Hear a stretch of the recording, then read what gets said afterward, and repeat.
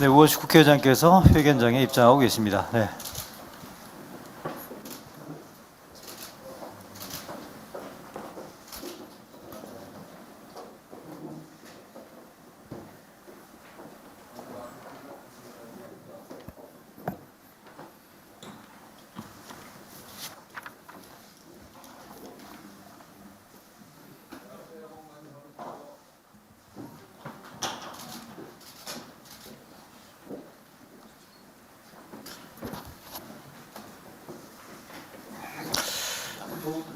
네, 예고해드린 대로 2026년도 우원식 국회의장 신년 기자회견을 지금부터 시작하겠습니다.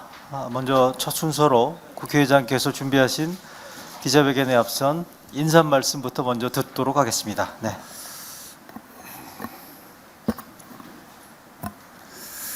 네, 언론인 여러분 반갑습니다. 새해 복 많이 받으십시오.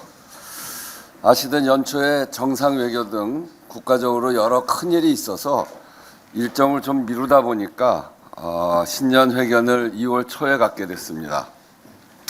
며칠 전 2월 임시회 개회사에서 중요한 말씀은 다 드렸습니다. 새 정부가 출발하고 8개월째인데 어느 정부든 첫 1년이 가장 중요합니다. 새 정부에 대한 기대와 요구가 집약되어 있고 집중적으로 분출되는 시기이고 그래서 정부 출범 초반에 할 일이 많습니다. 근데 저는 아주 일복을 타고난 사람 같습니다. 제가 국회에서 일한 거를 보면 원내 부대표 때는 박근혜 정부의 첫 해 때 부대표를 했고 문재인 정부 첫 해 때 원내 대표를 했고 윤석열 정부 첫 해 때 국회 예결위원장을 했고 국회의장은 첫 해는 아니다 이렇게 생각했는데 결국 이재명 정부의 첫 해에 국회의장을 하고 있는 가장 일이 많은 첫 해를 담당하는 그런 일을 해왔습니다. 그러면서 여러 가지 느낌이 많은데 이제는 대한민국을 제대로 바꿔야 한다는 국민적 요구가 굉장히 높습니다. 성장 동력의 창출, 민주주의 개혁, 민생 개혁 이렇게 세 가지로 모아지는데 앞에 둘은 어느 정도 흐름이 잡히고 추진이 되고 있는 반면에 민생 개혁, 국민의 삶을 실질적으로 개선하는 일은 좀 더 속도를 내야 한다고 생각을 해서 개회사에서 집중적으로 말씀을 드렸습니다. 더 단단한 민주주의를 만드는 핵심이라고 저는 생각합니다. 여러모로 격변의 시기가 아니겠습니까? 기술과 산업의 재편, 특히 AI가 지금까지 어떤 기술보다 빠른 속도로 산업과 일상으로 깊이 들어오면서 국민 개개인의 삶 속에서도 AI 기술의 가능성과 편익, 우려와 불안이 혼재하고 있습니다. 비상계엄과 그 이후의 수사 재판 과정 역시 불면증을 호소하는 분들이 생길 정도로 일상에 크게 영향을 미쳤습니다. 사회 변화는 이렇게 국민의 일상과 직결되고 그 과정에서 발생하는 혼란이나 견해차는 국회가 책임 있게 대처해 나가야 됩니다. 지금 이 시기 저는 그래서 개혁과 민생에 필요한 법안은 의지를 갖고 처리해 나가겠다 이렇게 말씀을 드립니다. 지난 2025년은 국회의 존재감이 빛난 한 해였다고 자평합니다. 24년 연말부터 국가적 위기 대응과 회복 과정에서 능동적으로 문제를 해결하고 대안을 제시했습니다. 헌정 질서 회복 과정에서 전례 없는 길을 개척하며 국정의 중심을 잡았고 갈등이 가파른 속에서도 초당적 협의를 통해서 경기 회복을 위해 2차례 추경을 조기에 처리했습니다.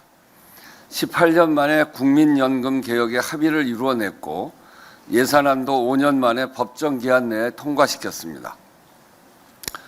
국회 소속 기관들도 의원 요청에 대한 조사 회답뿐만이 아니라 미래산업, 기후재난, 산재, 불평등 같은 주요한 국가적 과제에 대해서 선제적으로 심도 있는 분석과 대안을 제시하면서 의정활동 지원은 물론 국가정책 거버넌스에서 국회의 기여와 주도성을 높여가고 있습니다.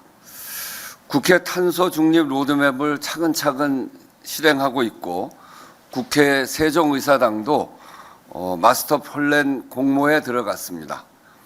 장애인 고용 확대와 시설물 장애인 접근성을 높이고 있으며 방송 작가와 수어 통역사 프리랜서 인력도 직접 고용으로 전환했습니다. 국회부터 모범을 보이기 위해서 노력한 것입니다.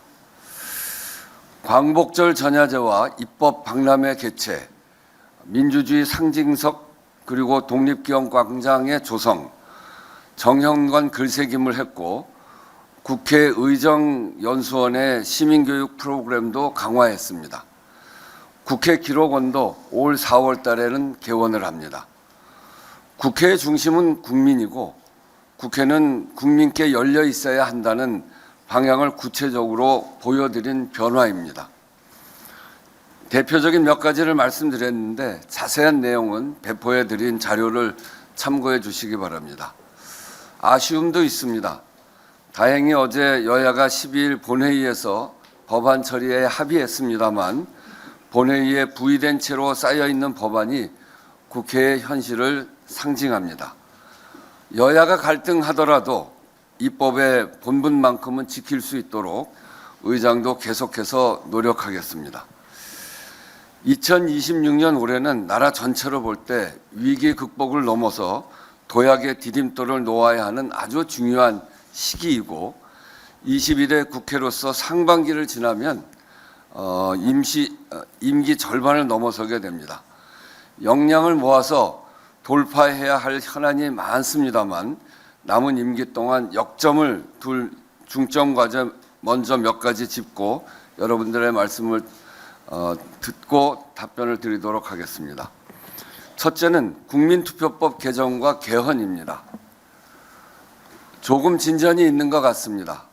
최근 대통령 신임 정무수석과 여당의 원내대표가 모두 지방선거 원포인트 개헌을 이야기했고 조국 혁신당도 이에 동의하고 있습니다. 마침 어제는 국민의힘 장동혁 대표가 처음으로 개헌을 꺼냈습니다. 상임위 심사 중인 국민투표법 개정은 계속 소통을 하고 있습니다만 아직까지는 어려움이 있는 게 사실입니다. 설 전후를 지방선거 동시투표를 위한 국민투표법 개정 시한으로 보고 있습니다. 마지막까지 최선을 다해 설득해 볼 작정입니다. 둘째, 국회가 국민의 대표기관이자 입법부, 상권 분립의 축으로 더욱 분명하게 역할을 할 수 있도록 제도적 변화를 만드는 일입니다. 국회개혁, 국회 사회적 대화의 제도화, 경호경비 체계 개편 등이 그 핵심입니다. 국회개혁은 입법과 국회 운영, 규범과 문화를 아울러서 효율성과 생산성 그리고 신뢰성을 높이기 위한 과제들이 제시되어 있습니다. 정당들에게도 설명하고 공감대를 넓혀가는 과정에 있습니다. 국회 사회적 대화 제도화는 시대적으로 정말 필요한 일입니다. 사회적 격변기이자 복합 위기 시대에는 다양한 이해 당사자들이 갈등이 커질 수밖에 없습니다. 이를 조정하고 협의를 통해 법이라고 하는 새로운 기준을 만드는 것이 국회가 해야 할 가장 중요한 일입니다. 국회 사회적 대화 기구를 법제화해서 이 역할을 제대로 지속적으로 해나갈 수 있도록 해야 합니다. 국회법 개정안이 발의되어 있고 신속한 심사를 요청하고 있습니다. 국회 경호경비체계 개편은 12.3 비상계엄 사태 이후 핵심 과제입니다. 그간 TF를 통해서 비상 상황 시 국회 기능 유지를 위한 종합대책을 논의해 왔습니다. 국회 경호권 독립이 그 핵심입니다. 국회와 경찰로 이원화된 현행 지휘 체계를 일원화하는 국회의 독자적 경호경비 전담 조직, 경호국 신설을 추진하고 있습니다. 우원식의 말은 현실이 된다. 누가 그런 얘기를 해서 들어보니까 국회의장이 선출된 후 동료 의원들에게 좌도 우도 아닌 국민 속으로 국회 담장을 넘어 국민 속으로 가야 한다 이렇게 말했는데 정말 6개월 뒤에 비상계엄 해제를 위해서 제가 국회 담장을 한밤에 넘었습니다. 20일의 국회를 국민을 지키는 국회, 미래로 나아가는 국회 이렇게 만들자고 했는데 정말 국민을 지키는 국회, 국민을 지키는 역할을 국회가 제대로 한번 한 것 같습니다. 이제 국민의 삶을 지키는 국회 그리고 미래로 나아가는 국회를 만드는 일 잘 마무리하는데 남은 시간을 쪼개서 뚝심 있게 잘 해나가겠다 하는 말씀으로 제 인사를 마무리하겠습니다. 감사합니다. 네, 이어서 질의응답으로 넘어가겠습니다. 예. 그러면 일어나셔서 마이크를 인계 받으신 다음에 소속사하고 성함을 밝혀주시면 대단히 감사하겠습니다. 자, 질문해 주십시오. 네. 잠깐 하기 전에 제가 자랑도 좀 있습니다. 우리 국회의 기관들이 일상적으로 하는 업무로 여러 보고서를 내고 있는데 그거 말고 우리 국가 주요 현안에 대해서 국회 주도해서 정책도 개발하고 또 그것을 정부에다도 보내고 하자고 하는 그런 여러 가지 이유로 해서 우리 국회 기관들이 정말 혼신의 힘을 다해서 보고서를 만들어내고 있습니다. 우리 입법조사처에서 12.3 헌정위기 극복이라고 하는 책을 냈는데 이거는 기자 여러분들도 참고하시면 12.3 과정에 있었던 아주 구체적인 일지 또 내용 또 그리고 그 과정에서 헌법의 빈틈 때문에 발생한 문제들에 대한 대응의 법적인 고민 이런 것들이 잘 정리되어 있습니다.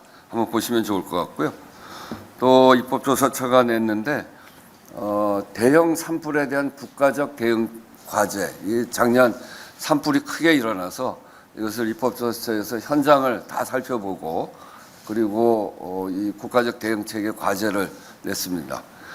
그리고 국회 주도로 처음으로 한국 사회의 이 다차원적인 불평등이 어디가 이렇게 심각하냐 이런 문제를 우리가 연구 검토해 왔습니다만 이거를 여러 차원의 재산, 소득, 자산 이런 등등의 주거 문제 이런 걸 포함해서 그것의 종합적인 불평등 지수가 어느 정도냐 이런 것들 종합한 게 처음 있는 시도인데 그런 시도를 우리 기관들이 연합을 해서 이 한국사회 불평등의 현주소 이런 보고서를 냈습니다. 이것도 다 정부에 보내서 정부가 정책을 개발하는데 토대로 쓸 수 있도록 또 국회의원들에게도 보내서 일상적으로 하는 그런 보고서가 아니라 이 위에도 여러 개의 보고서가 있는데 기자 여러분들께서도 참고하시면 굉장히 좋은 자료가 될 것이다 이렇게 말씀드립니다.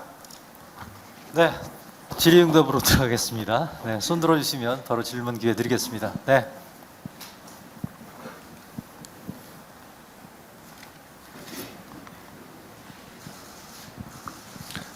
네, 의장님 안녕하십니까? 로컬투데이의 류재민 기자라고 합니다.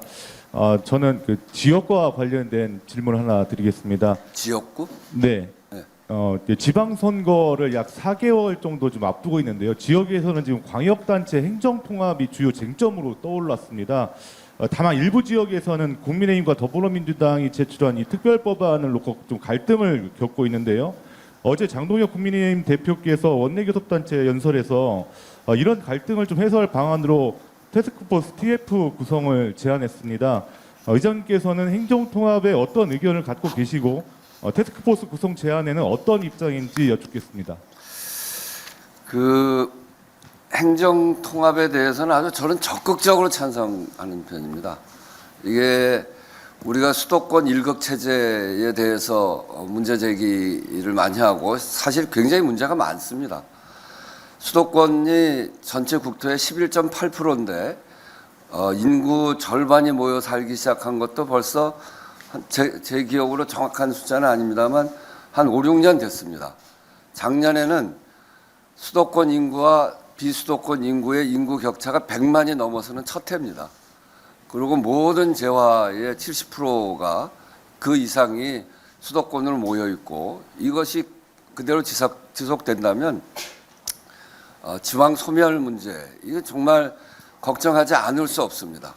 지방 소멸 문제는 저출산 문제와도 직결되어 있는 문제이고 그렇기 때문에 우리나라 미래에서 가장 위험한 요인 중에 하나가 수도권 집중, 저출산 이런 문제인데 이 문제를 어떻게 극복해 갈 것인가 이게 우리에게 중요한 과제 아니겠어요? 제가 국회의장 하기 전에 민주당에서 비록 서울 출신입니다만 서울 사람이 맡아서 해야 지역균형 발전 문제를 진정성 있게 할 수 있겠다 하는 요청으로 저한테 요청을 해서 제가 민주당의 국가균형발전 특위위원장을 맡아서 했는데 그때 결론은 뭐냐면 일정한 경제력과 인구 구성을 갖는 인구는 최소한 300만 이상 그리고 거기에 맞는 일정한 경제력을 갖춘 글로벌 메가시티를 가지고 여러 곳에 극을 만들어야 되겠다. 그래서 대개 생각한 게 5개 수도권, 충청권, 호남권,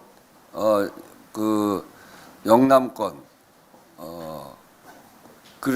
대구, 경북, 부울경 이렇게 해서 5개의 글로벌 메가시티하고 전북, 강원, 제주를 해서 3개의 강소 메가시티 이렇게 해서 제가 그때 위원장으로 활동하면서 결론을 내고 보고서를 낸 적이 있습니다. 그게 지금은 5극 3특으로 그렇게 되어 있고 그렇게 해서 지금 발전되어 왔는데 결국 수도권 1극 체제를 지역 균형 발전을 통한 여러 극 체제로 바꾸는 일은 우리의 미래를 위해서 반드시 가야 될 일이고 그런 점에서 보면 지금 그 행정 통합 앞에서 얘기했던 대구 경북 광주 전남 부울경 또 그리고 대전 충청 이렇게 해서 수도권 1극과 함께 5극 체계로 바꾸는 일은 우리의 미래를 위해서 반드시 가야 될 길이다.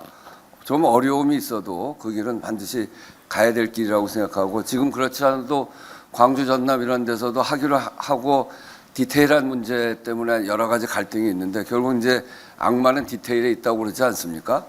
그렇지만 그 디테일은 극복해야 될 대상이다 이렇게 생각을 하고요. 그런 점에서 그런 문제를 해결해 나가기 위해서 국회가 할 수 있는 노력은 다 해야 된다.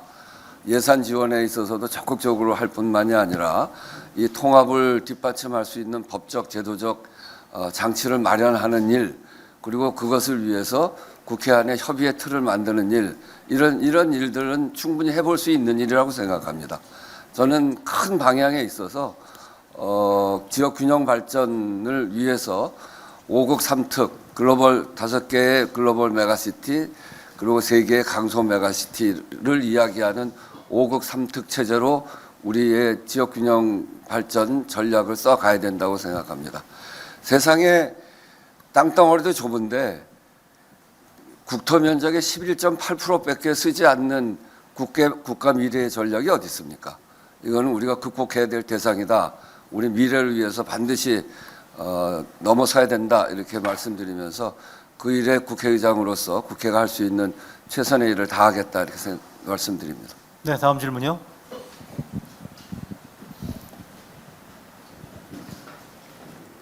네, 중간 쪽으로 드리겠습니다. 발언 기회. 네네. 서비서관 있고 앞에 기자님한테. 의장님 안녕하세요. 뉴스핀 박서영 기자입니다. 먼저 새해 복 많이 받으시길 바랍니다. 네, 많이 받고 있습니다. 감사합니다. 의장님께서 어저께 이재명 대통령의 양도세 중과 유예 종료 정책에 대해서 좀 옳은 결정이다라는 메시지를 좀 내셨는데요. 이재명 정부의 부동산 정책 방향성에 대해서 힘을 싣는 발언이다라고 일각에서 좀 해석을 하고 있습니다. 이에 대해서 좀 어떻게 생각하시는지, 지금 정부의 부동산 정책에 대해서 구체적으로 어떻게 평가하시는지 여쭙고 싶습니다. 부동산 정책을 아주 중요한 정책으로 했던 게 지난번 문재인 정부죠. 문재인 정부 첫 해 제가 아까 말씀드린 대로 첫 해 원내대표를 했는데 그때 초기 발표할 때 제가 원내대표로서 뭐라고 얘기했냐면 빚내서 집 사는 건 이제 끝이다 이렇게 얘기했습니다. 근데 틀렸죠. 그 이후에 그렇게 되질 못했습니다. 사실 그때는 보면 부동산 대책에 대한 컨트롤 타워가 좀 취약했다. 그리고 공급 대책이나 현실성에 있어서도 결국은 시장의 요구가 제대로 반영되지 못했다 이렇게 보고요.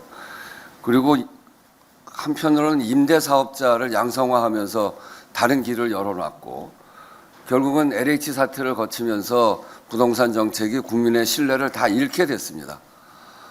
가장 중요한 건 부동산 정책에서 가장 중요한 거는 정책에 대한 국민의 신뢰가 가장 중요한데 그런 점에서 보면 이재명 대통령께서 최근에 하고 있는 그런 그 양도소득세 중과를 예정대로 하겠다. 이것을 아주 강력하게 강조하고 대통령께서 직접 이야기하시고 그렇게 하는 것은 국민들의 이런 부동산 정책에 대한 신뢰도를 높이는데 매우 중요한 일이다라고 생각합니다. 소득이 줄어서 부동산 투기로 해서 소득이 줄어서 흘리는 눈물, 그러니까 다주택자들의 눈물보다는 주택이 없어서 정말 힘들어하는 청년과 서민층의 눈물이 훨씬 더 진한 눈물입니다. 그런 점에서 보면 이런 그 주택 정책을 이렇게 신뢰성 있게 그리고 이 서민들의 이 주거 안정을 위해서 아주 확고하게 나가는 정책에 대해서는 저는 적극적으로 지지하고요. 저희가 그 입법조사처에서 최근에 우리 그 공동으로 같이 낸 이 불평등 문제를 바로 보면 이렇게 돼 있어요. 2018년 이후 소득 불평등 수준에 대해서 자산 불평등이 누적적으로 심화되고 있음을 확인한다. 주요 원인은 가구 총 자산의 70.5%를 차지하는 부동산 보유 여부, 특히 지역에 따른 자산 가치 상승의 그 격차가 있다. 이렇게 얘기하고 우리나라 국민의 81.5%가 경제 소득 불평등에 대해서 아주 심각한 문제다. 이렇게 얘기를 하고 있는데 그 중에서 76.7%는 실제로 자산 불평등이 매우 심각하다. 이렇게 생각하고 있고 이것은 OECD 회원국 중에서 최고입니다.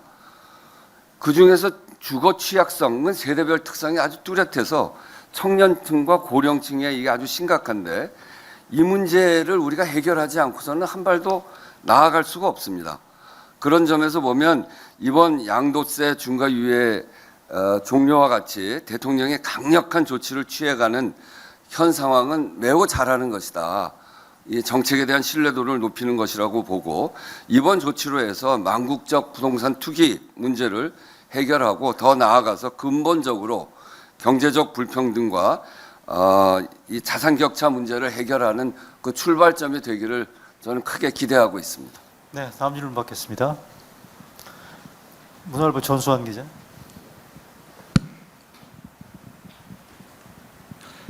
네, 의장님 안녕하십니까. 문화일보 전수환 기자입니다. 네. 임기 중에 이뤄내신 많은 일들 중에서 대표적으로 계엄 해제부터 윤석열 전 대통령 탄핵 소추안 의결까지 그 과정을 빼놓을 수 없다는 생각이 드는데요. 한편으로는 그 뒤로 적지 않은 시간이 흘렀는데도 지금 국민의힘을 두고 아직까지 완전히 윤석열 전 대통령과 절연하지 못했다는 평가도 나오고 있습니다. 탄핵을 이끌었던 국회의장으로서 현재 상황을 어떻게 진단하시는지 어떻게 평가하시는지 여쭙습니다. 그 국민의힘 특정 정당에 대해서 국회의장이 뭐 이러쿵저러쿵 이야기하는 것은 적절치는 않아 보입니다. 그런데 한 말씀 드리면 저는 계엄군에 의해서 침탈당한 국회의 수장이고 우리 국회의원들은 우리의 국민의 대표기관인 국회가 계엄군들한테 침탈당했습니다. 민주주의가 훼손된 것이죠. 정말 심각한 사태였습니다. 지난 한덕수 전 총리 1심 재판에서 위로부터의 내란이 더 무섭다. 무서운 결과를 난다. 그래서 아래로부터의 내란보다 더 심각한 문제다. 그렇게 얘기할 정도로 이번에 아마 성공했으면 저도 죽지 않았을까요? 그리고 정말 그런 생명의 위협을 느낄 수 있는 그런 상황, 동료 국회의원들이 어쩌면 죽었을지도 모르는 그런 상황을 거친 겁니다. 그렇다고 한다면 국민의 대표기관으로서 민주주의를 지키고 헌법을 준수해야 될 그런 그 국회 구성원 누구도 마찬가지입니다만 어느 정당 특별히 어느 정당을 이야기하는 것이 아니라 누구도 마찬가지입니다만 헌법이 정한 민주주의를 훼손하고 우리 국민들의 권리를 제약하고 국회를 침탈한 이 사건에 대해서는 저는 그건 분명하고 단호해야 된다고 생각합니다. 근데 아직 절연이 다 되고 있지 않은 것에 대해서는 피해 기관의 수장으로서 또 어쩌면 목숨을 잃었을 수도 있었을 피해자로서 이야기하면 이건 매우 온당치 못하다. 그것을 절연하지 못하면 국민들의 민심을 얻기 어려울 것이다. 라고 하는 것은 제가 피해자의 입장으로 말씀드립니다. 네, 다음 질문 받겠습니다. 네. 사실은 제가 좀 모욕당한 것 같은 느낌을 많이 받습니다. 네, 이경수 과장님. 예, 국회의장님 안녕하십니까? 저는 조세일보 소속 광명곤이라고 합니다. 네.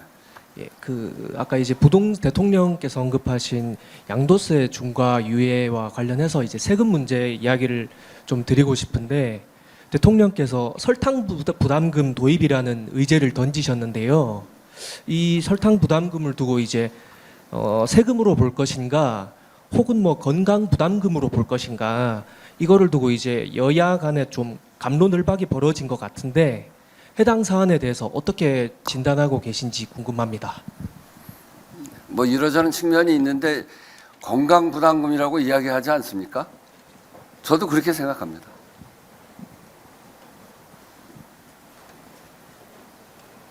됐습니까, 의장님? 네. 답변이 좀 만족하시나요? 조금 더 부연 설명이 필요하다고 보시나요?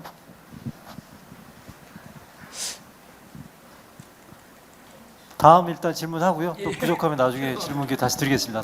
자, 호명, 저 뒷칸이요. 아까 뉴스픽 앞줄에 있는 예. 안녕하십니까. 이데일리의 조용석 기자라고 합니다.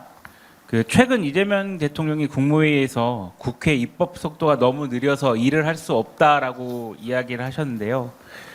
국회 수장이신 국회의장으로서 어떻게 생각하셨는지, 그리고 입법 속도가 느리면 그 이유가 무엇이라고 보고 계시는지 궁금합니다.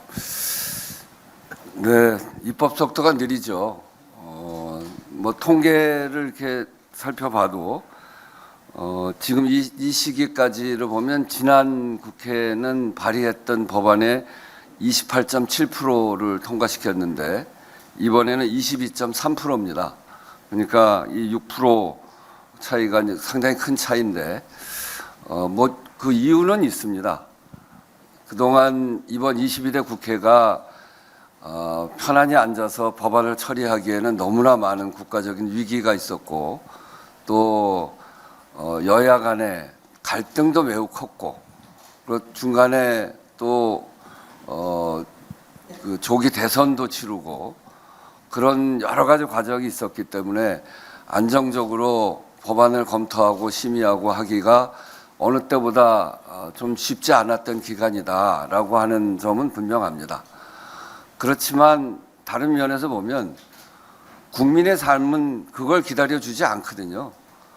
국민의 지금 해결해야 될 문제, 지난 코로나 위기를 겪고 그리고 지난 3년을 거치면서 굉장히 어려움이 많이 초래돼 있고 자영업의 상태, 중소기업의 상태, 우리 경제의 상태가 매우 좋아지지 않은 그런 상황 속에 있기 때문에 국회에서 국민들의 삶을 제대로 챙기는 법안들이 빠른 속도로 처리되지 않으면 그만큼 국민들의 삶이 힘들어지는 거죠.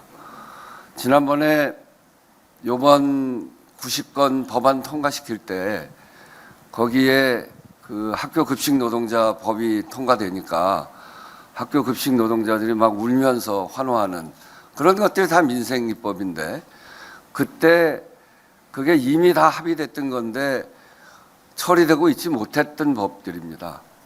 그러니까 다른 그 여야가 동의되지 않는 법을 통과시켜서 필리버스터를 할 수밖에 없고 강행 처리할 수밖에 없는 그런 여야의 정쟁 속에 그렇게 눈물 흘리면서 법 통과를 바라는 분들이 있는 거죠.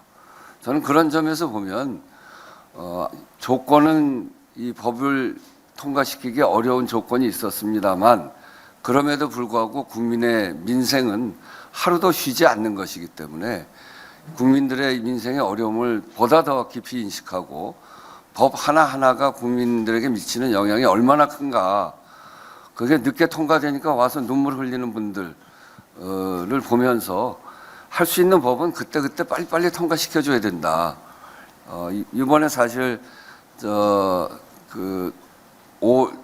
오늘 국회 여는 문제를 가지고 여야 간의 대립을 제가 중재를 통해서 문제를 풀자라고 했던 것도 우리한테 가장 중요한 문제가 대미투자특별법을 어떻게 할 것이냐, 또 지금 쌓여있는 민생 법안을 어떻게 할 것이냐, 이것이기 때문에 국민적으로 보면 그 필요성이 가장 높기 때문에 그걸 중심으로 다른 거 다 양보하고 함께 처리해 나갈 수 있도록 하는 조건을 만들자, 이렇게 제안을 했던 건데, 그 이유도 바로 법 하나하나가 국민에 미치는 영향이 크고 그 법을 통과시키는 걸 하루도 미뤄서는 안 된다. 우리한테 법 통과시키기 어려웠던 조건이 우리가 법을 통과시키지 않아도 된다는 것이 아니기 때문에 저는 이렇게 지금 이미 늦춰진 법들에 대해서는 최대한 빨리 통과시키고 상임위도 좀 더 열심히 일하고 그렇게 해야 된다는 생각이고요. 그런 점들을 더 강조해서 국회의장도 일해 나가도록 하겠습니다. 네, 아까 손 드셨던 오마이뉴스 유성애 기자 맞으시죠? 제가 지금 새로 바뀌신 국회 출입 기자분들을 전부 숙지를 못하고 있어서 대단히 죄송합니다. 의장님 안녕하세요. 오마이뉴스 기자 유성애라고 합니다. 네. 여쭤보고 싶은 게 이제 아까 개헌 위한 국민투표법 개정을 좀 설 전후로 좀 시한을 못 박으셨는데 제1야당은 약간 개헌 얘기를 했지만 세종 이전 관련이고 딱 그 국민투표법 언급은 아닌 것 같아요. 그래서 구체적으로 설 전후까지 어떻게 설득이 가능할지 좀 그 방법을 여쭤보고 싶습니다. 세상에 안 되는 일 없잖아요. 안 하면 되는 일은 없지만 저는 그 4월 달에도 개헌 얘기했다가 지금 때가 아니다 이렇게 해서 접기도 했고 많이 비판도 받고 오해도 받고 그랬습니다만 7월 달에 다시 꺼냈어요. 지난 7월에 개헌 얘기를 다시 못 꺼내면 이재명 정부에서 개헌 얘기하기가 어렵겠다.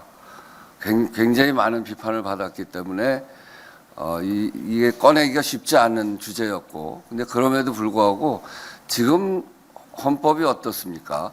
우리는 헌법 정신이 갖고 있는 민주주의를 지키기 위해서 그 민주주의 정신 가지고 이번에 비상계엄도 막았습니다만 빈틈이 굉장히 많잖아요. 비상계엄 언제든지 할 수 있고 국회만 막으면 성공할 수 있잖아요. 국회에다가 비상계엄 승인권을 줘야 되는데 승인권이 없어서 안 된단 말이죠. 그리고 민주주의 정신을 헌법에다 전문에다 확 박아 넣어야 이번을 막을 수 있었던 것도 5.18의 그 희생과 오랜 시간을 거쳤습니다만 그 극복하는 과정을 보면서 국민을 이기는 권력은 없다. 민주주의는 반드시 승리한다. 라고 하는 확신이 있었기 때문에 이번에 막을 수 있었단 말이죠.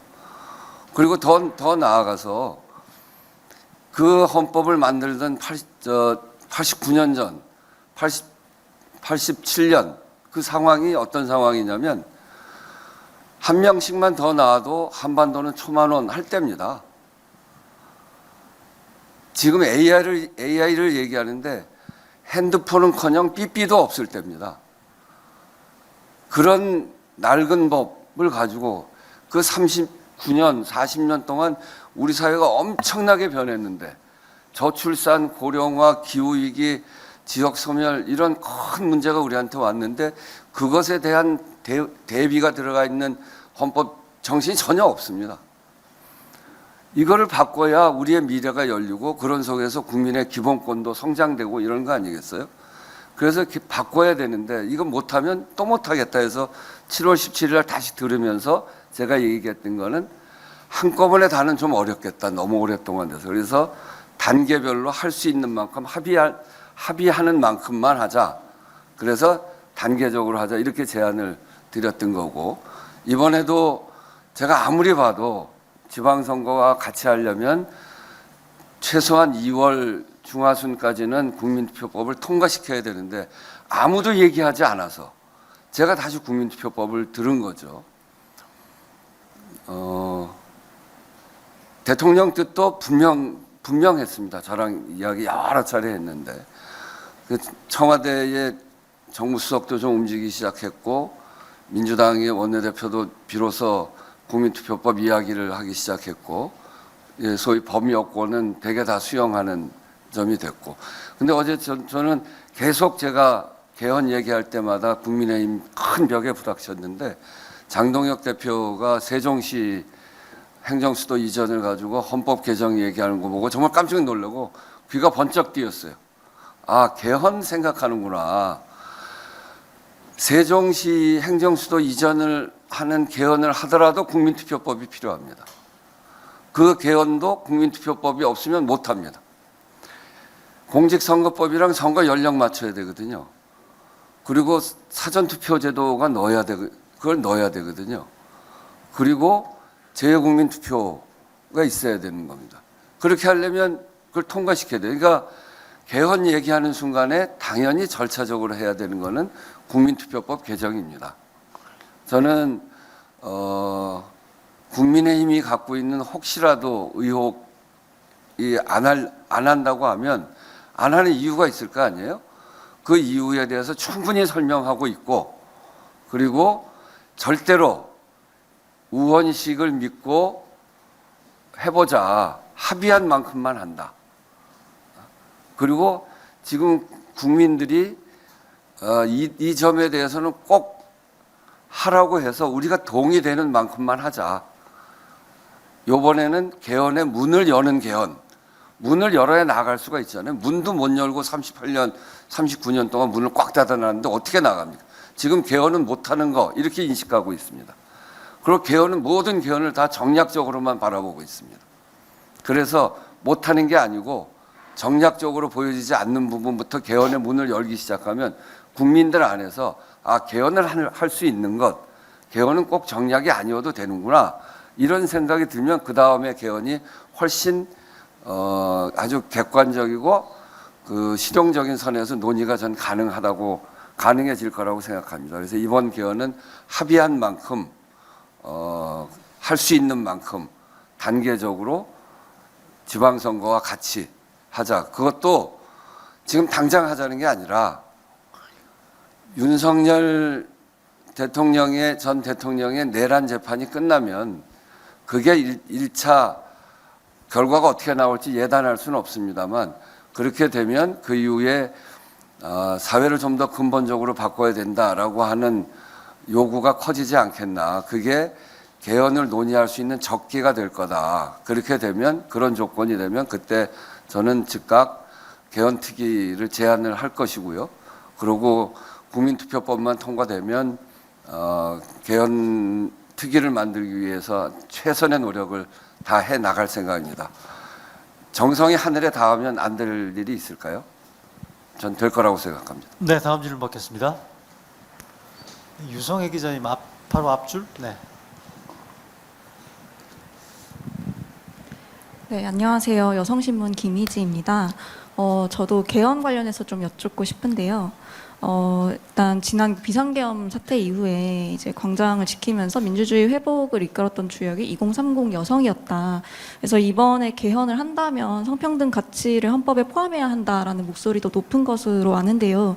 근데 이제 지금 개헌 논의에서 여성 대표성 확대 조항 같이 성평등 가치를 헌법에 담자는 내용까지는 보이지 않는 것 같더라고요. 그래서 앞으로 개헌 추진 과정에서 성평등 가치를 헌법에 포함하는 방향도 고려하고 계신지 혹은 필요하다고 생각하시는지 궁금합니다.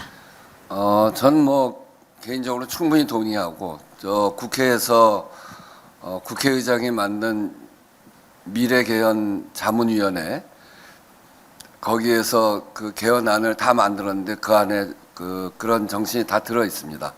단지 이번에 이야기하지 않는 이유는 앞에서 말씀드렸듯이 개헌하는 시기가 오면 모든 분야에서 모든 개헌안을 다 들고 나옵니다. 그래서 개헌안이 굉장히 많은 논의를 해야 되는 사안이 되고, 그리고 개헌안에 따라서 또 반대하는 여론도 굉장히 높아집니다. 그러다 보면 개헌을 못하게 됩니다. 그래서 저는 이번 개헌의 문을 여는 개헌 한 줄이라도 고치자. 그래서 국민 속에서 개헌은 할 수 있는 것, 이런 걸 보이자는 것이고, 그런 점에서 지금 국민들한테 동의할 수 있는 거, 다시는 비상개헌 같은 거를 못하게 하자라고 하는 민주주의 방벽을 높이는 데 있어서 보면 5.18 등 민주주의 정신을 헌법 전문에 새겨서 우리나라가 확실히 그 민주주의의 전통 안에 있다라고 하는 걸 분명하게 하고, 또 하나는 헌법 77조를 바꿔서 국회에 해제권만, 비상개헌 해제권만 주는 것이 아니라 승인권을 줘서 합법적 비상개헌은 국회 승인을 받아서 할 수 있지만 불법적 비상개헌은 승인을 받지 못하도록, 그렇게 하면 뭐 비상개헌을 불법적으로 하기가 어렵지 않습니까? 지금 해제권만 있기 때문에 국회를 막고 국회의장 체포하고 이러려고 하는 거죠. 더 나아가서 이번 지방선거라고 하는 계기가 있기 때문에 지방분권, 지역균형 발전, 이런 것들이 그동안 모든 지역에서 다 요구하고 있는 거니까 이번에 이런 정도 할 수 있는 거 아닌가? 거기다 조금 더 나아가면 아까도 얘기했지만 그 시대의 변화를 반영하는 한 명씩만 더 나와도 한반도는 초만원 했던 그때 만들어진 헌법에서 저출산 고령화 문제랄지, 아니면 삐삐도 없던 시대에 만들어진 시대에 이런 AI를 활성화시키는, 또는 기후위기와 같은 것들에 대해서 대비를 할 수 있는 이런 조항이 이견이 없다면, 그런 속에서 국민의 기본권을 올리는, 여성과 관련한 이런 성평등 가치, 이것도 충분히 뭐 대상이 될 수 있습니다만 합의가 될 수 있는지 쉽게, 이게 기간이 길지 않기 때문에 윤석열 재판 끝나고 제기를 해서 개헌특위를 만들고 이거를 지방선거랑 같이 하려면 4월 달까지는 결론을 내야 되거든요. 이제 그런 점에서 보면 시간이 많지 않기 때문에 그런 속에서 할 수 있는 만큼 합의할 수 있는 만큼 하자라고 하는 그런 범위를 그래서 제가 던진 것이고, 그 속에서 가능한지 그걸 판단해 보도록 해보겠습니다. 네, 다음 질문 받겠습니다. 네, 뉴시스 신재현 기자요. 서비서관님 앞줄 저기. 네, 의장님 안녕하세요. 뉴시스 신재현입니다. 저는 좀 다른 질문 드리고 싶은데요. 이제 의장님이 임기 마치시고 난 이후에 좀 의정 활동 계획하고 계실 시점인 것 같아서 여쭙습니다. 민주당에서는 의장님의 8월 전당대회 출마 또는 뭐 당권 도전설 얘기도 계속 나오고 있는데, 의장님도 실제로 좀 출마 가능성 열어두고 계신지, 좀 향후 행보에 대해서 좀 여쭙습니다.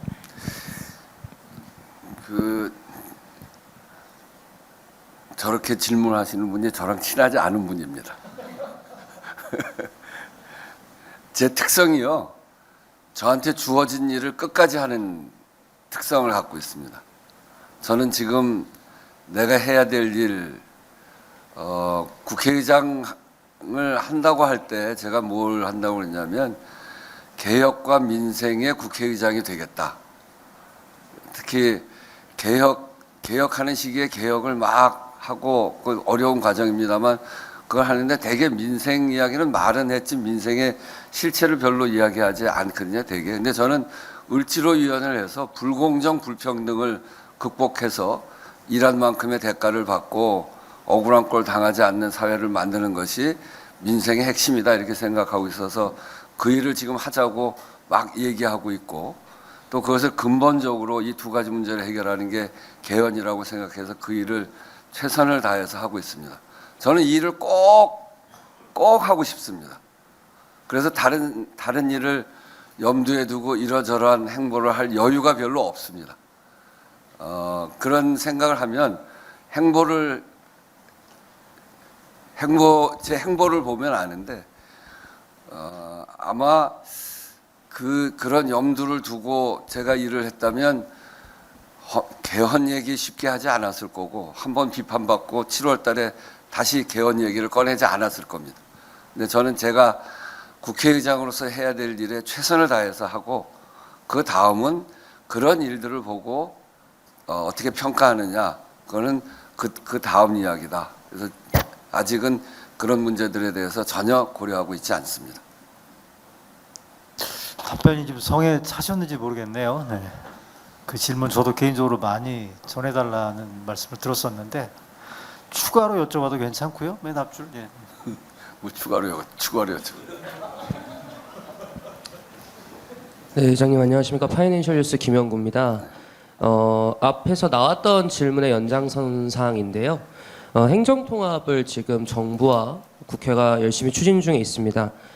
그런데 이제 그 과정에서 각 지역에서 요구하는 게 현행 71에 28 수준인 국세 대비 지방세 비중 확대를 요구하고 있습니다. 그래서 이 지방세 비중 확대를 좀 어떻게 생각을 하시고 또 향후 이와 관련된 진전이 이루어질 수 있는지 의장님 의견을 여쭙고 싶습니다. 전 지방자치가 제대로 되기 위해서는 지방자치가 민주주의의 풀뿌리잖아요. 그래서 지방자치를 하기 전과 지방자치 이후의 대한민국은 완전히 다른 대한민국이고 국민들도 그렇게 느낄 겁니다. 옛날에 지방자치 하기 전에 동사무소 가서 느끼던 공무원들의 태도와 지방자치가 실시되고 난 이후에 공무원들의 태도가 완전히 다르니까요. 그리고 지역 구석구석이 발전해가는 모습, 지역을 제일 잘하는 사람들이 지역을 발전시키는 일이 맞죠. 그런 점에서 보면 지방자치가 더 꽃피워야 되고 더 발전해 가야 된다고 생각하고 그걸 위해서 지역의 균형 발전과 지역 분권을 이야기하는 건데 5국 3특도 다 그런 거고요. 그런 점에서 보면 지방세의 비율 이야기하셨는데 지금은 전에는 2할 자치 그러다 2.5할 자치, 3할 자치 이렇게 얘기합니다. 그렇게 돼서는 안 되죠. 적어도 이 국가를 구성하고 있는 중앙정부도 크게 전체를 운영해 가는데 그 역할이 있지만 지방정부도 지방정부로서의 역할이 있는 것이고 결국 이런 일들이 다 국민을 편안하게 하는 일 아니겠어요? 전체 그거를 행정으로 본다면 국회는 길을 만드는 곳이고 사회 변화에 따라서 길을 만드는 곳이고 행정은 그 길을 따라서 국민을 윤택하게 만드는 일이고 사법은 그 길에서 이탈하지 못하도록 하는 것 이게 합쳐져서 삼권이 분립돼서 하나로 국가를 이루고 있는 건데 이 행정에 있어서 중앙 정치와 지방 정치 이것이 어느 것이 더 중요하고 더 그렇게 볼 수 있는 문제가 아니고 국민들에게 다 가는 것이고 대다수의 국민들이 지역에 살고 있기 때문에 지역의 국민들을 행복하게 하기 위해서는 지방자치를 강화해야 되고 지방자치를 강화하기 위해서는 그 지방세를 더 그 비율을 높이고 또 그 지방의 고유 사무를 중앙 사무에서 이관을 해서 더 넓혀주고 그래서 지방정부 지방자치단체가 아니라 그것도 지방정부로 바꿔서 그 권한을 더 강화시키는 자율적으로 할 수 있는 일을 더 넓힐 수 있도록 제도를 바꾸는 일이 필요한 일이라고 생각합니다. 네, 저 뒤쪽에 제가 지금 잘 안 보여. 한국일보 김소희 기자 맞나요?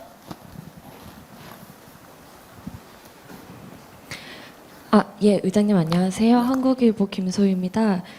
최근에 필리버스터 사회 239시간 넘게 보셨다고 했는데 이제 종합특검 포함하면은 240시간이 훌쩍 넘으셨을 것 같아서 네. 최근에 이제 국회법 개정하면서 이제 지금의 필리버스터가 좀 기형적이고 바로 잡아야 한다고 말씀 주셨는데요. 좀 지금의 필리버스터 어떻게 개선해야 한다고 보시는지 궁금합니다. 원래 국회의장단의 권위는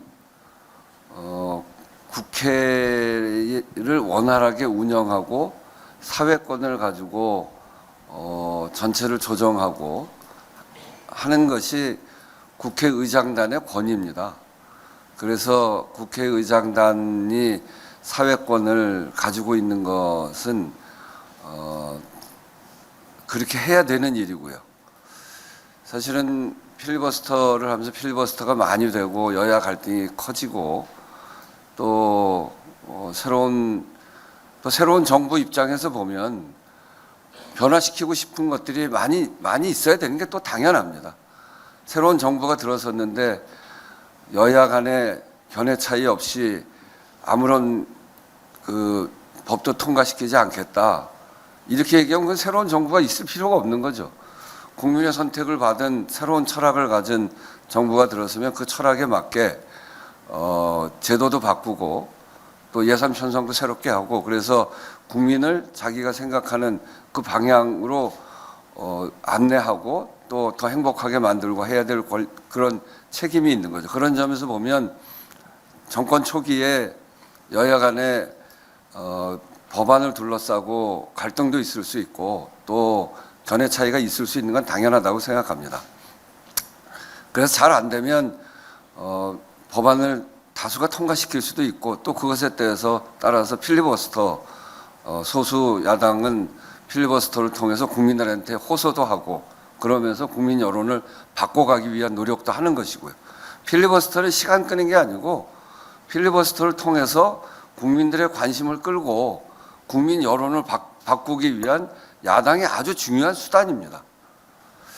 그런데 지금 필리버스터를 보시면 저도 제가 한 2시나 3시쯤 이렇게 앉아 있으면 장관 앉아 있고 발언하는 사람이 있고 의원석에 한 2명 앉아 있습니다.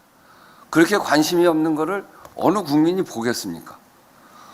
전 굉장히 필리버스터를 그냥 양쪽이 다 시간 끄는 정도로만 쓰고 있다고 생각해요. 그게 굉장히 잘못된 겁니다. 전에 테러 방지법 할 때 그때 야당은 테러 방지법을 막기 위해서 일주일인가 열흘인가 계속 했어요. 그리고 실제 여론이 좀 바뀌었습니다. 그게 필리버스터의 묘미거든요. 근데 지금은 전혀 그런 의미가 없어졌어요. 그런데다가 또 한 분은 그 법이 내 소신에 맞지 않는다고 사회를 안 봐요. 필리버스터를 발의한 당에 소속해 있는 분이 저는 그게 너무나 이상해요. 그 소속의 의원들이 나와서 대부분의 시간을 쓰면서 이야기를 하는데 왜 그걸 안 들어줍니까? 그 얘기를 다 여당 소속의 부의장과 무소속인 제가 다 들어야 돼요. 근데 그 피로도가 너무나 심각해요. 그게 지금 제가 보니까 240시간, 250 몇 시간, 254시간인가 각자 두 사람이 각자 했더라고요. 합치니까 한 500 몇십 시간 되던데 그걸 날짜로 하면 거의 한 25일 동안을 12시간씩 한 겁니다. 어느 날은요. 저녁 6시부터 시작해서 새벽 1시까지 하고 그러고 그럼 밤을 꼴딱 새죠. 그러고 있다가 그 다음 날 1시부터 6시까지 하는 걸 맞습니다. 그거 그렇게 맡으면 하루에 18시간 앉아 있습니다. 그 다음 날은 조금 그거보다는 적는데. 근데 잠은 또 좀 자야 되기 때문에 11시부터 11시부터 오전 6시까지 하고 6시부터 그다음 오후 1시까지 7시간씩 합니다. 한 잠씩 자고 오라고. 그거가 계속 되니까 생활이 굉장히 불규칙해지고 잠자는 리듬을 다 잃어버려요. 저는 이게 이런 방식으로는 안 되겠다. 그래서 저는 사실은 사회권을 다른 상임위원장한테 주는 게 제가 반대했어요. 계속 그렇게 하자. 그리고 60인 이상으로 하자 이런 거에 대해서 60인 이상 반대하는 건 소수당이 반대했고 사회권을 이양하자는 건 제가 계속 반대했는데 그분이 계속 안 해주시기 때문에 그거 어떻게 하라고 할 수도 없고 본인 소신 가지고 그런다고 하는데 저는 뭐 이해가 도저히 잘 안 됩니다만 그런 상황에서 이게 체력적 한계 이렇게 부닥치면서 사회권 이양은 어쩔 수 없겠다 해서 요번에 이제 통과시킨 거죠. 그래서 참 좀 마음이 아픕니다. 이런 비정상적인 법안, 국회의장의 사회권이라고 하는 국회의장의 권위가 훼손되어지는 이거는 오래 가면 안 되고, 이거 가지고 필리버스터에 맨날 한 사람씩 빠져서 쉬는 용도로 쓰여져서는 절대로 안 되고, 이런 비정상적인 필리버스터의 법안이 빨리 끝날 수 있도록 그렇게 국회가 돼야 된다, 이렇게 생각하면서 법 통과에 동의는 했습니다만, 그날도 얘기했습니다만 안타까운 마음을 그때 밝힌 바가 있습니다. 네, 다음 연합 안정훈 기자, 아까 손 드셨죠? 네. 네, 의장님 안녕하세요. 연합뉴스 안정훈 기자입니다. 최근 이제 여당이 남은 개혁 드라이브 법안들이 있고, 여기에 대해서도 야당의 반발이 예상이 되는데, 의장님께서 그 중재 전략은 무엇인지 여쭙고 싶고요. 추가적으로 국회 자문위에서 개혁 자문위에서 제시한 윤리위 상설화에 대해서도 의장님께서 향후 후임자에게 어떤 식으로 인수인계를 하실 건지, 아니면 임기 중에 추진할 계획이 있으신지 좀 여쭤보고 싶습니다.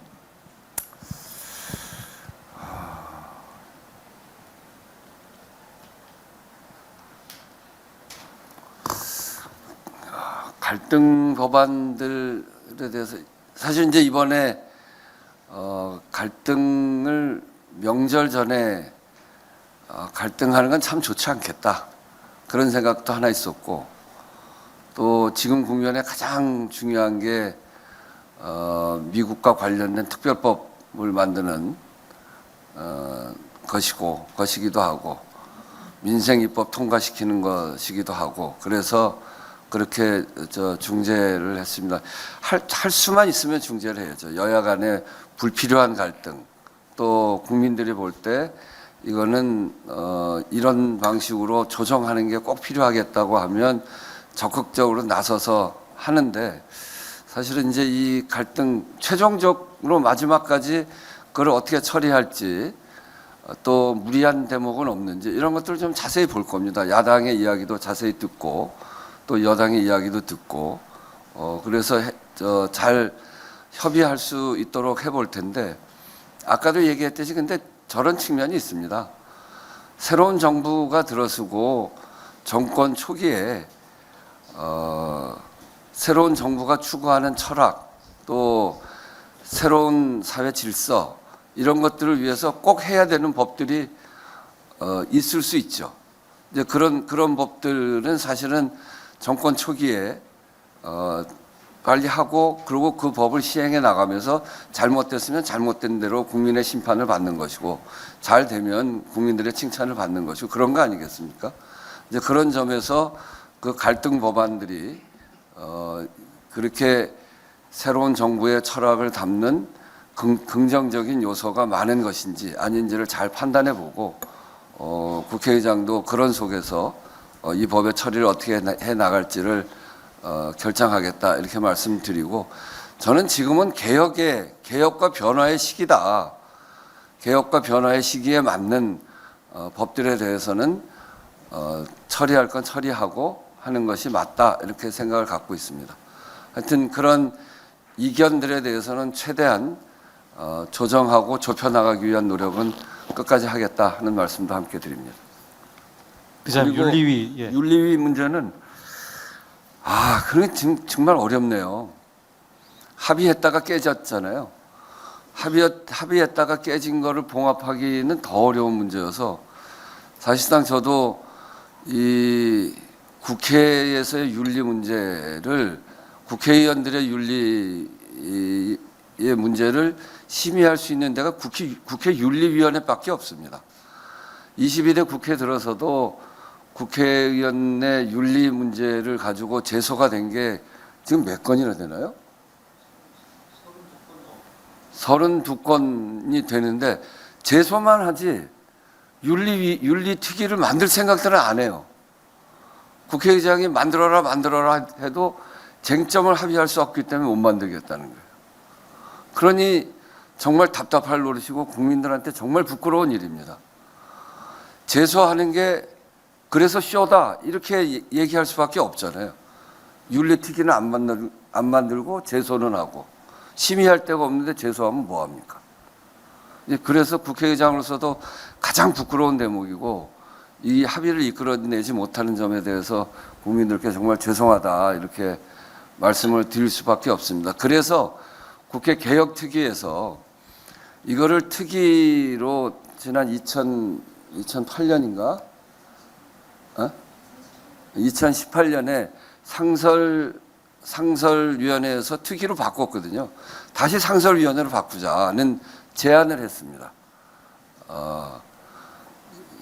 그 제안을 이번에 그 여야 간에 협의를 해서 제가 이제 제안서도 하나 갖다 놨으면 제안서 드렸네? 네? 배포 자료에 있다니까. 그 제안서를 여야에게 다 보냈습니다. 어제 장동혁 대표가 이야기한 것도 그 제안서에 상당한 부분이 들어가 있고요. 들어가 있고요. 그래서 이것을 이번 개헌 논의가 조금 정리가 돼서 특위가 시작되면 저는 그 다음 과제로 이것을 과제로 해서 저도 아주 세게 주장을 할 생각입니다.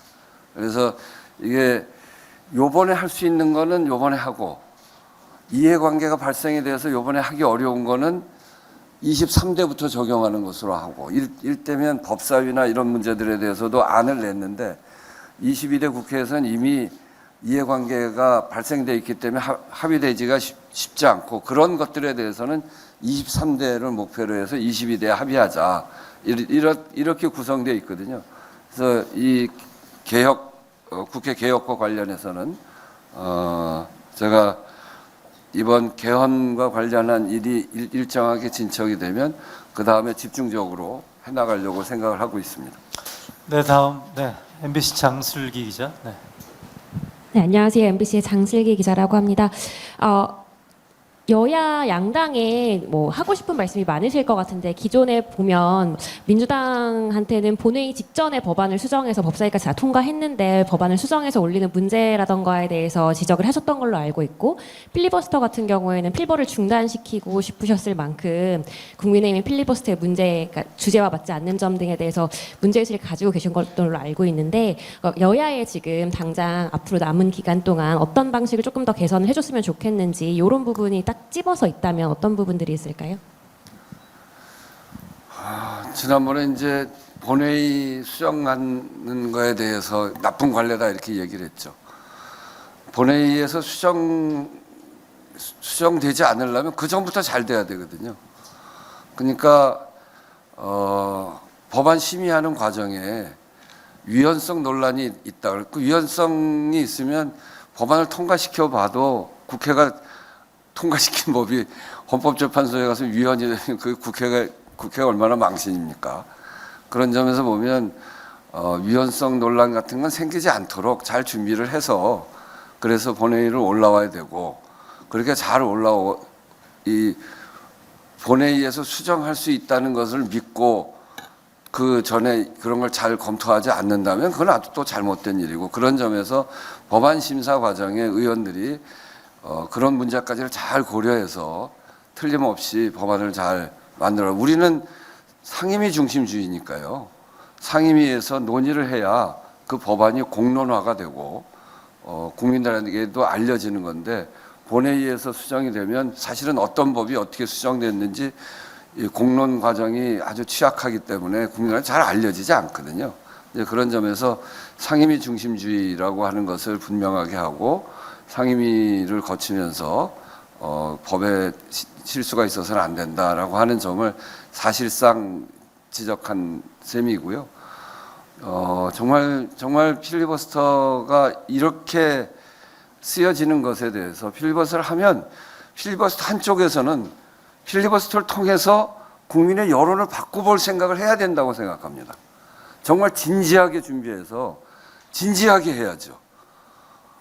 저는 한 분 한 분이 하는 거기 때문에 제가 뭐 이렇게 저렇게 얘기는 할 수는 없습니다만 주제와 전혀 관계없는 이야기를 아예 난 그 얘기는 안 하고 다른 얘기 하겠다.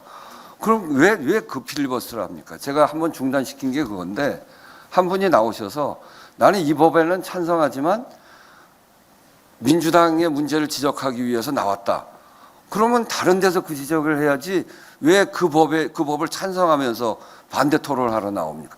그래서 제가 이거는 국회법을 어기는 것을 국회의장이 승인해 줘라 이런 얘기이기 때문에 그거 못 하겠다. 얘기하다 보면 다른 얘기도 좀 할 수 있는 거잖아요. 근데 그거랑 전혀 다른 차원이기 때문에 그래서 그런 마구잡이식 토론을 하면 안 된다는 것이고요. 필리버스터 야당이 할 수 있는 마지막 수단인데 그 수단은 왜 유효하냐면 그 마지막 수단을 통해서 그 법이 잘못됐다는 걸 국민들한테 설득할 수 있는 수단이기 때문에 그렇습니다. 시간을 끄는 수단이기 때문이 아니고 저는 그래서 정말 토론 준비를 잘해서 국민들에게 설득력 있게 토론을 해야 그 필리버스터로 역할을 할 수 있다. 시간 길게 하는 거 그거는 훌륭합니다. 많이 인내해야 되고 많이 노력해야 되고 그 고통도 참아야 되고 그 점은 훌륭합니다만 시간 끄는 건 많이 중심이 아니고 토론을 통해서 국민을 설득할 수 있어야 그게 진짜 필리버스터죠. 그게 진짜 토론 아니겠어요? 그런 점에서 필리버스터에 대해서는 의원들이 좀 더 준비하고 본인이 자신 있게 자기 논리로 설명할 수 있어야 될 거 아닙니까? 몇 시간을 책을 읽으면 독서 대회 하는 거지 그게 토론하는 겁니까? 이제 그런 점에서 제가 지켜보면서 법을 통과해 가는 과정에 국회의원들이 취해야 될 태도 이런 점들에 대해서는 좀 아쉬움이 있다는 말씀을 드립니다. 네, 다음 질문요. 네. 김소희 기자 뒷줄인가요? 예. 예, 의장님 중앙일보 오소영입니다. 그 앞에 있는 질문과 좀 이어지는 맥락인데요. 잠깐만요. 예. 아까 그 윤리 제소건이 34건이 아니고 48건이랍니다. 네, 말씀하시죠. 예.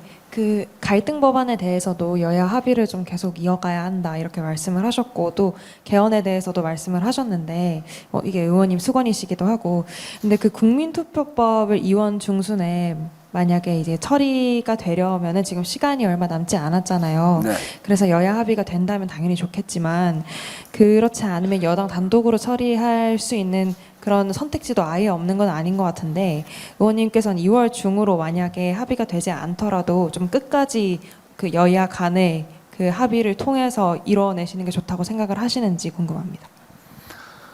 법안들이 합의하면 제일 좋죠. 그러면 이견이 없어지는 거니까요. 그래서 합의하는 것을 국회에서는 중요한 관례로 보는 겁니다. 그래서 가급적 합의를 하자 이런 건데 합의가 안 되면 또 어떻게 하겠어요? 합의가 안 되면 그냥 밀쳐놓고 하지 말아야 되는 건 또 아니잖아요. 제가 처음 시작부터 저한테 중립을 안 지킨다 이런 이야기하는 분들도 있고 처음부터 아예 저는 그 중립에 대해서 이렇게 얘기했습니다. 중립은 합의가 안 되면 가운데 가만히 서 있는 것이 중립인가? 나는 그렇게 생각하지 않는다. 그 정당을 떠나서 무소속을 해야 한다고 하는 정신은 이 정쟁을 하는 과정에 여의 편이 되든가 야의 편이 되든가 하지 마라 라고 하는 것은 분명하다고 생각합니다. 그러나 그 내용이 그것이 어느 것이 국민의 편인가 합의가 안 될 때는 어느 것이 국민의 편이고 어느 것이 민주주의의 편이고 어느 것이 헌법을 준수하는 편인가 라고 하는 것이 중립의 가치라고 생각합니다. 제가 비상계엄 해제할 때도 이 민주주의가 무너지면 안 된다라고 생각하고 들어와서 한 거지 한쪽에서는 비상계엄을 했고 한쪽은 막으려고 하는데 물론 당시 여당이 비상계엄을 찬동했는지는 전 모르겠습니다만 그 다음에 탄핵할 때 한쪽은 반대하고 한쪽은 찬성할 때 그럼 표결 안 하는 거냐? 아니면 물론 전부 다 들어와서 표결을 했으니까 표결이 됐습니다만 다른 법 할 때도 반대가 막 부닥치면 그러면 끝까지 가만히 있어야 되느냐? 그건 전 그렇게 생각하지 않습니다. 국민의 편, 민주주의의 편, 헌법의 정신을 존중하는 편에 국회의장은 있어야 된다고 보고, 국회의장이 22대 국회를 만든 국민의 뜻을 따라서 그 일을 앞장서서 해야 된다는 생각을 가지고 있어요. 합의를 위한 최선의 노력을 하되 합의가 안 되는 것에 대해서는 또 이런 필리버스터 과정을 통해서라도 해 나가는 것이고, 그런 과정에 국회의장은 이것을 잘 관리해 나가되 그것을 합의 안 됐다고 상정하지 않는다, 무조건 상정하지 않는다거나, 그런 거는 이 중립이 갖고 있는 가치, 중립은 전 몰 가치가 아니라고 생각하거든요. 국민의 편이라고 하는 가치에 맞춰서 필요한 법은 상정도 하고, 전 그런 것이라고 생각합니다. 그런 점에서 제가 지금까지 취해왔던 태도를 가지고 일부에서는 편향됐다 이렇게 얘기했는데, 저는 그걸 편향이라고 생각하지 않습니다. 국민투표법에 대한 국회의장님의 처리 방향으로 답변 이해하시면 될 것 같습니다. 다음 질문 받겠습니다. 네. 네, 오소연 기자님 바로 뒷줄. 네. 네, 국회방송 장정현 기자입니다. 의장님께서 이 국회 담장을 넘어서 이 국민 속으로 들어가야 된다 하고 말씀하셨더니 그렇게 됐다고 하셨잖아요. 그러면 그 다음에 또 현실화됐으면 하는 그런 멘트가 있으실까요?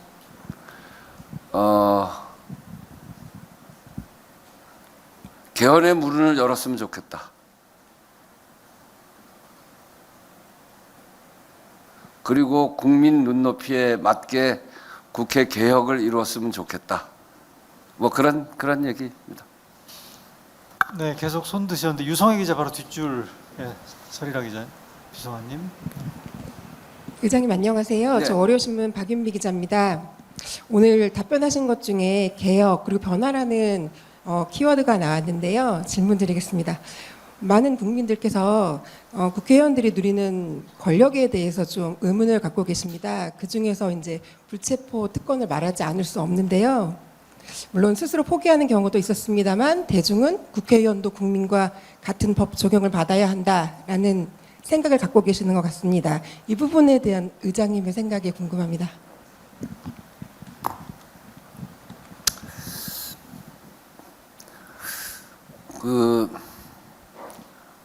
특권은 내려놔야죠. 저는 국회의원이 특별한 사람이다, 그렇기 때문에 특권을 누린다, 그거는 뭐 그렇게 해서는 절대로 안 된다고 생각합니다. 국회의원들도 시민의 한 사람이고, 시민을 대신해서 국회에 와서 법안도 만들고 시민으로부터 위임받은 권한을 가지고 법안도 만들고 예산도 편성하고 하는 역할을 하는 거죠.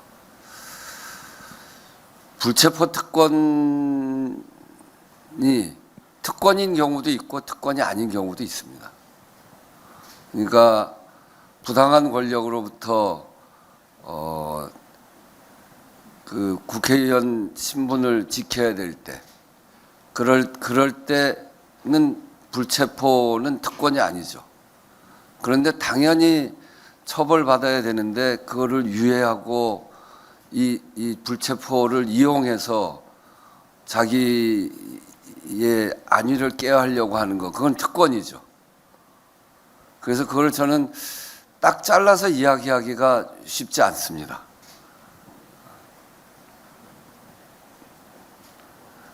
불체포 특권을 포기해야 된다고 숱하게 많은 논의가 국회 안에 있었는데 잘 안 되는 이유는, 그게 경우에 따라서 특권인 적도 있고 특권이 아니고 정당하게 국회의원으로서의 역할을 다하기 위해서 필요한 수단이었던 적도 있고 하기 때문에 그런데, 과거 독재 시절에는 불체포 특권이 반드시 필요했고요.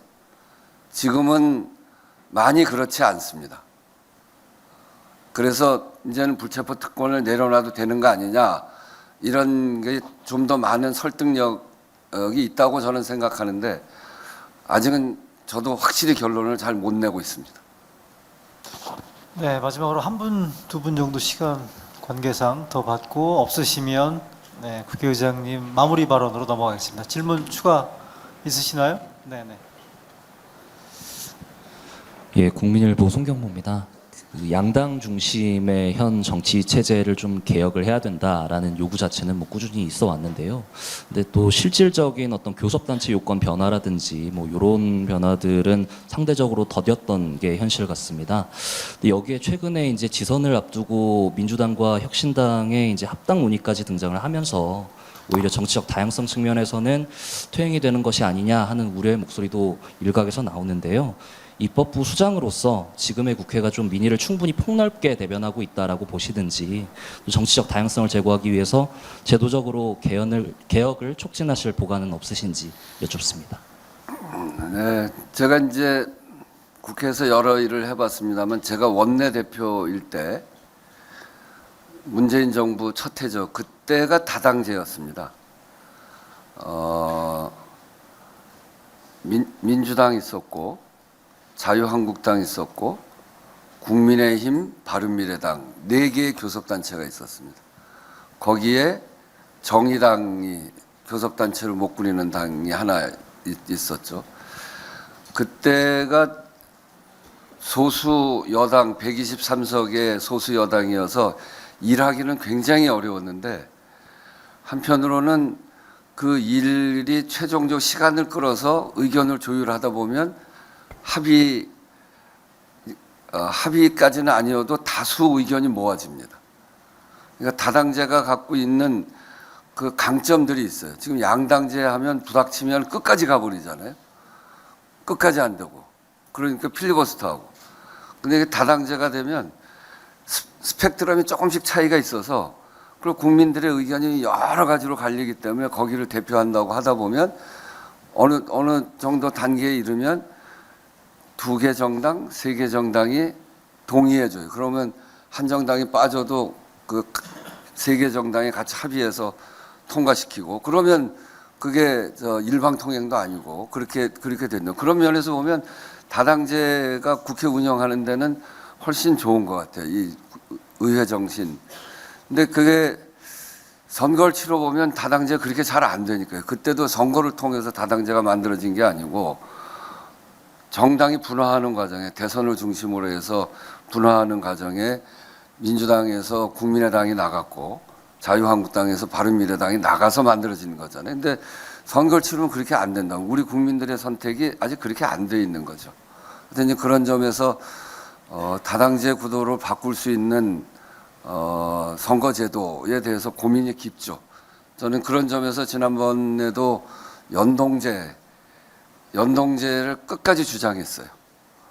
이 비례에서 병립제로 하지 말고 연동제로 가자. 연동제 얘기할 때 여러 가지 논거가 있었는데 그 중에 하나가 연동제를 통해서 민주대연합을 이루자 이런 거였습니다.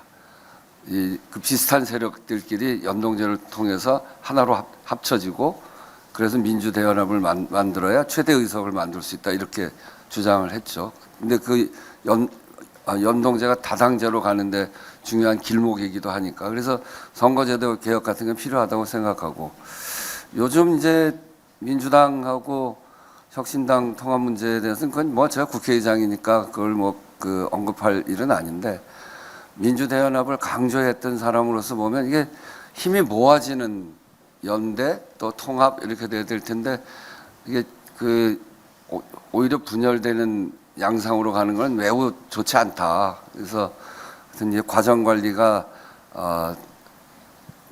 잘 돼야 되는 거 아닌가 하는 생각은 뭐 하고 있습니다. 그거는 어느 정당이든지 하나로 합치거나 또 그런 과정에서 다 생각해야 될 대목인 것 같습니다. 네, 더 추가 질문이 없으면 이것으로 질의응답을 마치고요. 마지막으로 국회의장님의 마무리 말씀 듣도록 하겠습니다. 네.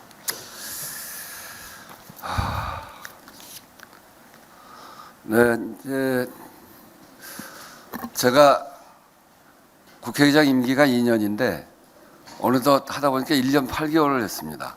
이제 4개월 남았는데 지난 1년 8개월을 다 생각해 보면 한 5년쯤 한 것 같아요. 누구는 이제 잘했다 그러면서 하는 이야기가 뭐 탄핵, 아니 계엄 해제, 탄핵, 그리고 18년 동안 못했던 연금 개혁, 트리플 크라운이네, 그런 얘기도 하던데. 하여튼 그 과정이 너무 어려웠습니다. 그리고 특히 헌법 그 국회의장이 헌법 소원한 것도 처음이고요. 헌법 소원도 다 해봤고, 우리가 한 헌법재판소에 제기한 문제는 다 이겼습니다. 굉장히 우리 팀들이, 우리 같이 했던 우리 기관장님들, 또 수석, 또 비서실장 이런 분들이 다 머리를 맞대고 헌법 해석도 하고 이래가면서 결론을 내고 하나하나 발을 디딘 것인데,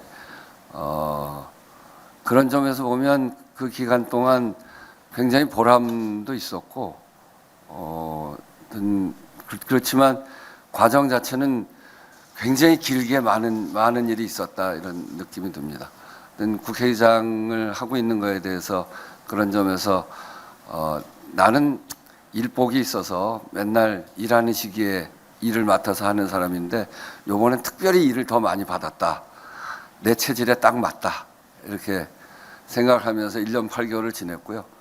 나머지 4개월은 그것 못지않게 중요한 과제들이 남아 있습니다. 커다랗게 말씀드렸듯이 개헌의 문제에 꼭지를 열 수 있을까? 또 지금까지 제기되었던 국회 개혁의 물꼬를 열 수 있을까? 그게 저한테 주어진 과제입니다. 이런 과제들을 잘 수행해 나가야 그 다음에는 국민들이 우원식 너 뭐 해라 이런 소리도 나올 테니까. 하여튼 그래서 제가 할 수 있는, 저는 늘 그렇게 지내왔습니다. 다음에 뭐 할 거냐는 얘기를 많이들 물어보는데 다음에 뭐 할 거냐를 가지고 생각하면 지금 일을 못 합니다. 지금 일을 잘해야 또 뭐 다음에 뭘 하든지 그건 그 다음 영역이고, 그래서 하여튼 지금 저한테 주어진 일을 끝까지 최선을 다해서 거기에 전념해서 일을 해 나가려고 하는데, 이 과제들은 너무나 오랫동안 우리 사회의 수건이었습니다.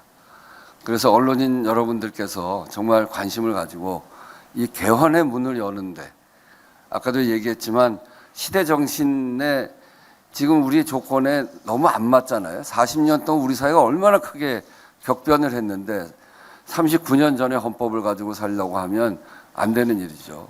그래서 국민의 기본권까지 향상시키는 이 개헌의 문을 여는 일에 언론에서도 정말 적극적으로 함께 했으면 좋겠습니다.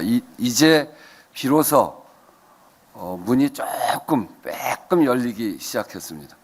제가 국회의장 하는 내내 소리치고 외쳤던 일인데 이제 조금 열리기 시작해서 그 열리는 문을 여러분들과 함께 힘껏 같이 열었으면 좋겠다 하는 바람을 말씀드리면서 마지막까지 국회의장으로서 최선을 다하겠다 하는 말씀으로 마무리하겠습니다. 감사합니다. 네, 이상으로 우원식 국회의장 2026년 신년 기자회견 모두 마치겠습니다. 오늘 함께해 주신 국회 출입기자 언론인 여러분 대단히 감사드리고요. 새해 복 많이 받으십시오. 고맙습니다.